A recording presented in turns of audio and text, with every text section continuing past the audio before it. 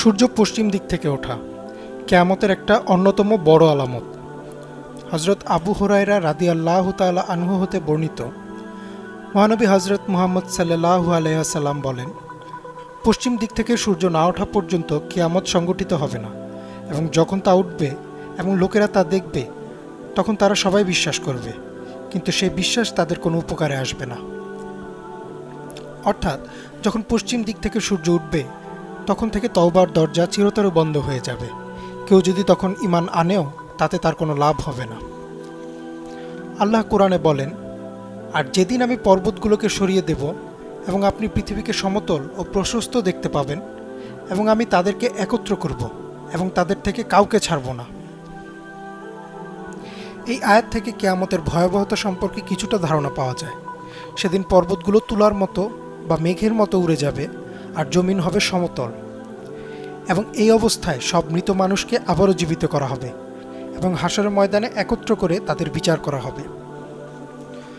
মুফাসসিরিনরা সূর্য পশ্চিমে ওঠার এই হাদিসটা বিভিন্নভাবে ব্যাখ্যা করেছেন। কারো মতে সূর্য সত্যিই পশ্চিমে উঠবে, আবার কারো মতে এটা রূপক হিসেবে বলা হয়েছে এইটা বোঝানোর জন্য যে পৃথিবী ধ্বংসের আগে প্রকৃতির সাধারণ নিয়ম আর থাকবে না। তবে সবচেয়ে বেশি গ্রহণযোগ্য মতামত হচ্ছে আসলেও সূর্য পশ্চিম দিকে উঠবে আর সেদিন থেকেই তওবার দরজা বন্ধ হয়ে যাবে। কিছু মুফাসসিরিনের মতে এই আলামতটি একটি বড় বৈজ্ঞানিক ঘটনার দিকে নির্দেশ করছে, যেমন পৃথিবীর চৌম্বকীয় মেরুর পরিবর্তন। তবে বিজ্ঞানীরা শক্ত প্রমাণ পেয়েছে যে পৃথিবীর চৌম্বকীয় মেরু পরিবর্তন হয়। যেমন আজ থেকে প্রায় ৮ লক্ষ বছর আগে যদি আমরা কোনো কম্পাসে দিক নির্ণয় করতে চাইতাম, তাহলে দেখতাম বর্তমানে আমরা যেটা পূর্ব দিক বলছি সেটা আসলে পশ্চিম, আর যাকে আমরা উত্তর দিক বলছি সেটা আসলে দক্ষিণ। প্রায় ৭,৮০,০০০ বছর আগে তা উল্টে যায় এবং বর্তমান অবস্থায় আসে। কিছু বিজ্ঞানীরা ধারণা করছেন আগামী কয়েক হাজার বছরের মাঝেই এই চৌম্বকীয় মেরু আবার উল্টে যাবে এবং তখন আমরা যাকে পূর্ব দিক বলছি তা হবে পশ্চিম দিক। অর্থাৎ সে সময় যখন সূর্য উঠবে তখন তা পশ্চিম দিক থেকেই উঠবে। তবে আসলে কি হবে সেটা একমাত্র আল্লাহ ভালো জানেন। আগে বর্ণিত হাদিস থেকে আমরা জানি যে পশ্চিম দিক থেকে সূর্য উঠলে তওবার দরজা বন্ধ হয়ে যাবে। অর্থাৎ সে সময় যদি কেউ ঈমান আনে অথবা কোনো ঈমানদার ব্যক্তি কোনো অপরাধের জন্য ক্ষমা চায় তা কবুল হবে না। এই সম্পর্কে একটি হাদিস আছে যা আবু মুসা আল আশারি রাদিয়াল্লাহু তাআলা আনহু হতে বর্ণিত। মহানবী সাল্লাল্লাহু আলাইহি ওয়াসাল্লাম বলেন, আল্লাহ রাতে তার হাত প্রসারিত করেন যাতে দিনের পাপীরা তওবা করতে পারে, এবং দিনের বেলায় হাত প্রসারিত করেন যাতে রাতের পাপীরা তওবা করতে পারে। সূর্য পশ্চিম দিক থেকে উদিত হওয়া পর্যন্ত তিনি তা করতে থাকবেন।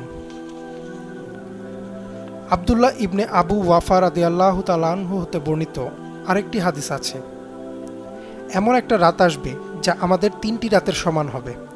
সে রাতে মুসলিমরা ঘুম থেকে উঠবে, কোরআন পড়বে, তাহাজ্জুদ পড়বে, আবার ঘুমিয়ে যাবে। এরপর তারা আবার উঠবে, দেখবে এখনও ফজর হয়নি। তারা আবার তাহাজ্জুদ পড়বে এবং ঘুমিয়ে যাবে। এরপর তারা আবার ঘুম থেকে উঠবে এবং দেখবে এখনও ফজর হয়নি। এবং তখন তারা চিন্তিত হবে এবং দেখবে আশেপাশে সবাই চিৎকার করছে ভয়ে। ঈমানদাররা মসজিদে ছুটে যাবে, তখন তারা দেখবে সূর্য পশ্চিম দিকে উঠছে। সূর্য পশ্চিম দিকে উঠে যখন মধ্য আকাশে থাকবে তখন তা আবার পশ্চিম দিকেই অস্ত যাবে। হাদিসটি একটি দুর্বল হাদিস হলেও অনেক মুফাসসিরিন এই বিষয়ে সহমত প্রকাশ করেছেন। এখন প্রশ্ন হচ্ছে কখন আসবে সে সময়।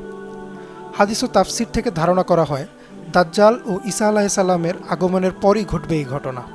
হাদিস থেকে আরও একটা বিষয়ে ধারণা করা হয় যে কিয়ামতের আরেকটি বড় আলামত আদ-দাব্বা বা পশুর আগমন সূর্য পশ্চিম দিক থেকে ওঠার দিনই হবে অথবা ঠিক তার পরদিনই হবে।